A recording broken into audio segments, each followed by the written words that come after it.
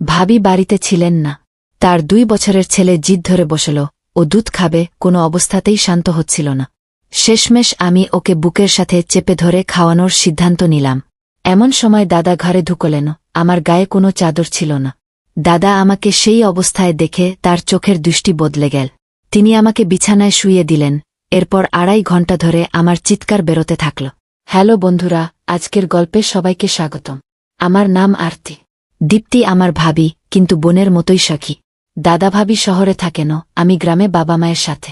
ভাবি আমাকে তার ছেলের জন্মদিনে 3 দিন আগে ডাকলেন। তাদের বিয়ের 5 বছর পূর্তি আর ছেলের প্রথম জন্মদিন উপলক্ষে জাঁকজমক করে পার্টির আয়োজন ছিল। জন্মদিনের দিন সাজগোজ শেষে ভাবির বাড়ি পৌঁছাতেই দাদা আমাকে জড়িয়ে ধরলেন। ভাবির খোঁজ নিতে তিনি বললেন, রোহন কান্নাকাটি করছে বলে দীপ্তি তাকে দুধ খাওয়াতে ভেতরে গেছেন। পার্টি শুরু হতে তখন 1 ঘণ্টা বাকি। বহুদিন পর দাদাকে দেখে ভালোই লাগছিল। পার্টি শেষে ঘরে ফেরার আগে ভাবি আমাকে আটকালেন।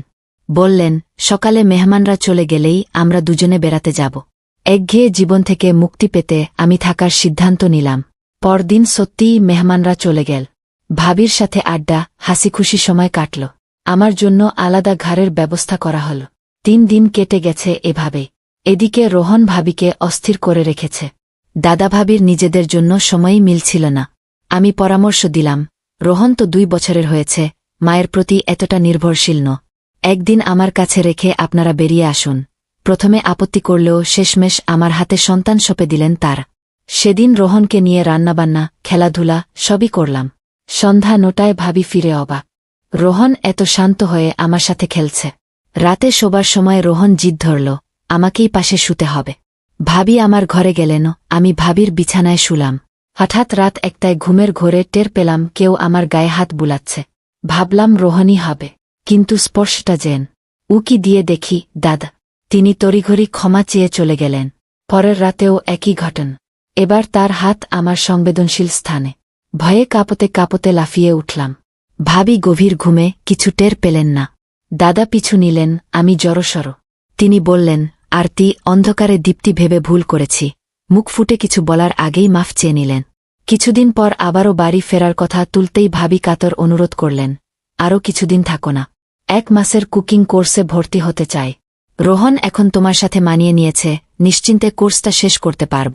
গত 3-4 মাস ধরে এই কোর্সের জন্য ব্যাকুল ছিলাম, কিন্তু রোহনকে কারো হাতে ছাড়তে পারিনি। মাত্র কয়েক দিনের ব্যাপার। দুপুরে আমার 2 ঘণ্টার ক্লাস থাকবে। ভাবি অনুনয় করতে লাগলেন। এমন সময় দাদা বলে উঠলেন, আরতি, তুমি তো দীপ্তিকে বন্ধু বলো, তাহলে নিজের ভাবির জন্য আর কয়েকদিন থাকতে পারো না? তাদের জোরাজুরি বাড়তে থাকায় শেষ পর্যন্ত রইলাম। রাজি হতেই দাদা অফিসে চলে গেলেন। দরজা বন্ধ হতেই ভাবি জড়িয়ে ধরে কৃতজ্ঞতা জানালেন, তোমার সাহায্য পেলে কোর্সটা শেষ করতে পার। মাত্র কদিনের কোর্স এটা। একদিন রান্না শিখে গেলে নিজের ব্যবসা গর্ব। ভাবির উচ্ছ্বাস দেখে আমিও খুশি। একদিন দুপুরে ভাবি ক্লাসে গেছেন, রোহন আমার কোলে। হঠাৎ তার কান্না শুনে রান্নাঘরে দুধ গরম করতে গেলাম। চুলায় স্বচ্ছতে দুধের পাত্র চাপাতেই পেছন থেকে কে যেন জড়িয়ে ধর। গলা কামড়ে দিতেই চিৎকার করে ফিরে দেখি দাদা। আরতি, ভেবেছি দীপ্তি তুমি। একই রকম পোশাক তো। তিনি ক্ষমা চেয়ে নিলেন। কিছুক্ষণ পর আইস প্যাক নিয়ে এলেন আমার ফোলা গলা। আমার ভুলের শাস্তি আমাকেই নিতে হবে, বলতে বলতে তার আঙুলগুলো অস্বস্তিকরভাবে ঘষতে লাগ। আমি সরে দাঁড়াতেই বললাম, দাদা, আপনি তো অফিস গিয়েছিলেন, এত তাড়াতাড়ি ফিরলেন কি করে? আজ কাজ কম ছিল, বলেই তিনি ঘর থেকে বেরিয়ে গেলেন। সন্ধ্যায় চায়ের টেবিলে দাদার প্রস্তাব, রাতের খাবারে বাইরে যাই। ভাবি আপত্তি করতেই তিনি বললেন, দীপ্তি না গেলে আরতিকে নিয়ে যাব। এতদিন ঘরবন্দি ছিল, বাইরে ঘুরে আসুক। ভাবি রাজি হলেন। শীঘ্রই দাদা আমার ঘরে এনে দিলেন 1 পিস ড্রেস। দীপ্তি তোমার জন্য পাঠিয়েছে। পোশাকটা দেখেই সন্দেহ হল, এ তো দাদার পছন্দের স্টাইল। প্রস্তুত হয়ে বেরোলাম। ভাবি মন্তব্য করলেন, বাহ, দাদার সাথে ডিনারে যেতে এত উৎসাহ। রেস্তোরাঁয় ঢুকতেই দাদা কোমর জড়ালেন। টেবিলে বারবার হাঁটু স্পর্শ করার চেষ্টা। আমি সরে যেতেই কাছে ঘেঁষতেন। তাড়াতাড়ি খেয়ে ফিরলাম। রাতে ভাবিকে বললাম, আজ দাদার সাথে আপনাদের রুমেই শোবেন, আমার জন্য দূরত্ব যেন না বাড়ে। দাদা রুক্ষ স্বরে বললেন, সাথে শোয়ার কোনো দরকার নেই, বলে অন্য ঘরে চলে গেলেন। দাদার আচরণ ও কথাবার্তা থেকে স্পষ্ট বোঝা যাচ্ছিল, তিনি তার স্ত্রীর প্রতি আর আগের মতো আকর্ষণ বোধ করছেন না। দাদা চলে যাওয়ার পর আমি ভাবির ঘরে গেলাম। তার মুখে একটা বিষণ্ণ ভাব। আমি জিজ্ঞেস করলাম, ভাবি, তোমার আর দাদার মধ্যে সব ঠিক আছে তো? দাদা তোমাকে আগের মতোই ভালোবাসেন না? ভাবি হাসতে হাসতে বললেন, হ্যাঁ, সব ঠিক আছে।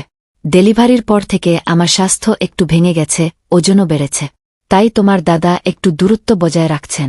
কিন্তু আমি খুব শিগগিরই আবার ফিট হয়ে যাব, তার জন্য। তারপর তিনি আমাকে জিজ্ঞেস করলেন, তুমি এতদিন শাদী করলে না কেন? তোমার তো 25 বছর বয়স হয়ে গেছে। এখন শাদী করে ফেলা উচিত। আমি বললাম, আমার মঙ্গল দোষ আছে। বাবা মা বলেছেন, মঙ্গল দোষ আছে এমন ছেলের সঙ্গেই শাদী করতে হবে। 25 বছর বয়স হলেও এখনও আমার জন্য উপযুক্ত জীবনসঙ্গী মেলেনি। তাই এখনও সিঙ্গেল আছি। ভাবি সতর্ক করে বললেন, তোমার মতো সুন্দরী মেয়েকে দেখলে যে কোনো পুরুষের খারাপ নজর পড়তে পারে। সাবধানে থাকবে।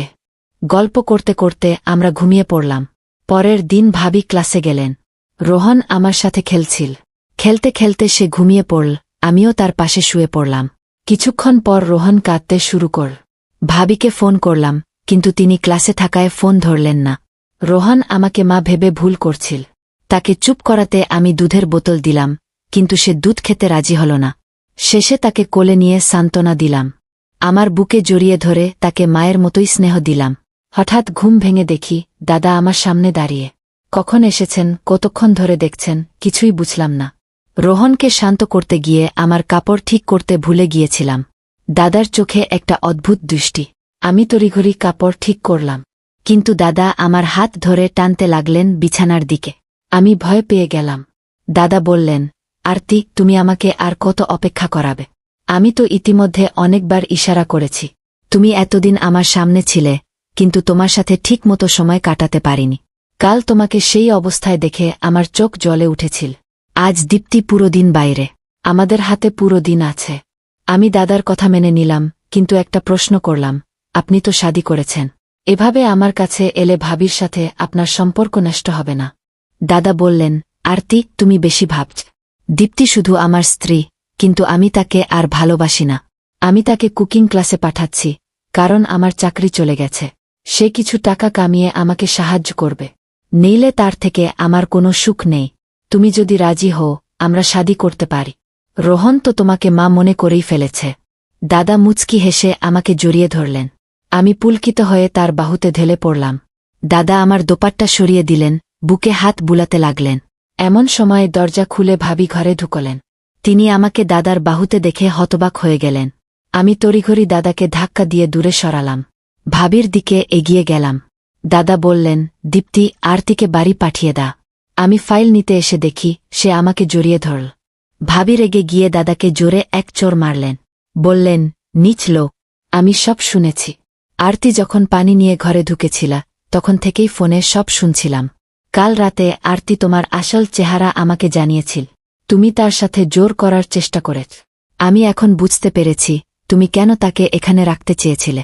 তুমি অফিসেও কোনো মহিলা কর্মীর সাথে অসদাচরণ করেছিলে বলেই চাকরি হারিয়েছ। এখন বুঝতে পারছি তুমি কেন প্রতি মাসে চাকরি বদলাতে। গত 5 বছর ধরে তুমি আমাকে বোকা বানিয়ে এসেছ। আমি ঘর সংসার সামলাচ্ছিলাম, আর তুমি বাইরে মেয়েদের পেছনে টাকা উড়াচ্ছিলে। আরতি আমাকে সেই সব মেসেজ দেখিয়েছে যা তুমি তাকে পাঠিয়েছিলে। আমি ভাবির সামনে দাদার আসল চেহারা তুলে ধরতে চেয়েছিলাম, এবং এখন তা সম্পূর্ণ প্রকাশ পেয়েছে। দাদা আমাকে বারবার খারাপ সম্পর্কে জড়ানোর চেষ্টা করেছিলেন, কিন্তু আমি ভাবিকে ঝুঁকিতে ফেলতে পারিনি। গত কয়েকদিন ধরে ভাবির মনে আমার ও দাদার প্রতি সন্দেহ জেগেছিল, তাই তিনি আমাকে খোঁচা দিচ্ছিলেন। শেষ পর্যন্ত গত রাতে আমি তাকে সব সত্যি বলে দিয়েছি, কিভাবে তার স্বামী আমার পেছনে লেগেছিল। এরপর ভাবি তার স্বামী থেকে আলাদা হয়ে যাওয়ার সিদ্ধান্ত নিলেন। আমি মনে করলামও আমার কারণেই তার জীবন ভেঙে গেছে, আর এটা আমি তাকে বলেও ফেললাম। তখন ভাবি আমাকে বললেন, আরতি, তুমি আমার জীবন ভাঙনি, বরং আমাকে সাহস দিয়েছ। আজ তুমি না থাকলে আমি কখনোই আমার স্বামীর আসল চেহারা জানতে পারতাম না। আমি তো তার জন্য সব করছিলাম, আর তিনি বাইরে মেয়েদের পেছনে ঘুরে বেড়াচ্ছিলেন। তিনি কখনোই তার স্ত্রীর দিকে ঠিকমতো তাকাননি, আর না আমার পরিশ্রমের মূল্য দিয়েছেন। আরতি, তুমি সময়মতো আমার চোখ খুলে দিয়েছ।